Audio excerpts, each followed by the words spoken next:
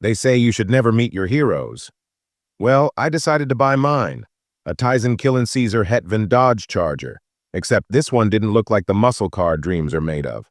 No, this was the kind of car you'd expect to see in the background of a zombie apocalypse movie.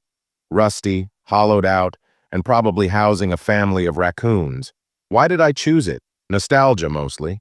My dad used to talk about his first Charger like it was a mythical creature. I thought, what better way to honor those stories than by bringing one back to life? Spoiler alert. Sentimentality isn't great at turning bolts or welding panels. Day one, I learned two things. First, rust is nature's way of saying, you should have picked something easier.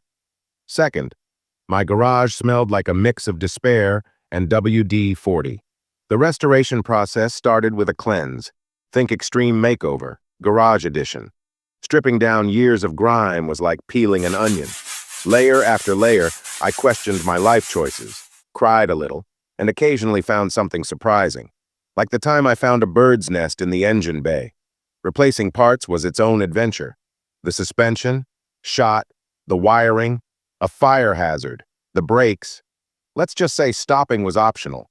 It felt like the Charger was auditioning for a role in Frankenstein's monster, Automotive edition. But there were victories too, like the day I installed the new seats.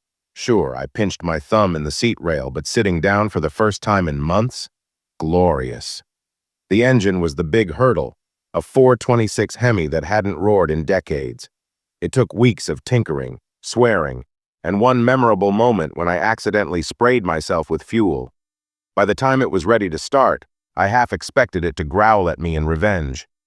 When that engine finally turned over, it was like music. Not the smooth symphony of a modern car, mind you, but a rough, unapologetic rock anthem. It wasn't just alive, it was alive and angry, in the best way. Painting it was the cherry on top. Seeing that glossy black coat transform the car felt like watching a phoenix rise from the ashes, or at least a really stubborn pigeon that wouldn't quit. The first drive was unforgettable. The sound of the engine, the way the tires gripped the road, the feeling of freedom. It wasn't just a car anymore. It was a story, a journey, a labor of love that had finally paid off. Restoring this Dodge Charger wasn't easy. It was frustrating, messy, and sometimes downright ridiculous. But every drop of sweat, every sleepless night, every scraped knuckle was worth it. If there's one thing I've learned, it's this. Sometimes the best journeys start with a rust bucket and a dream.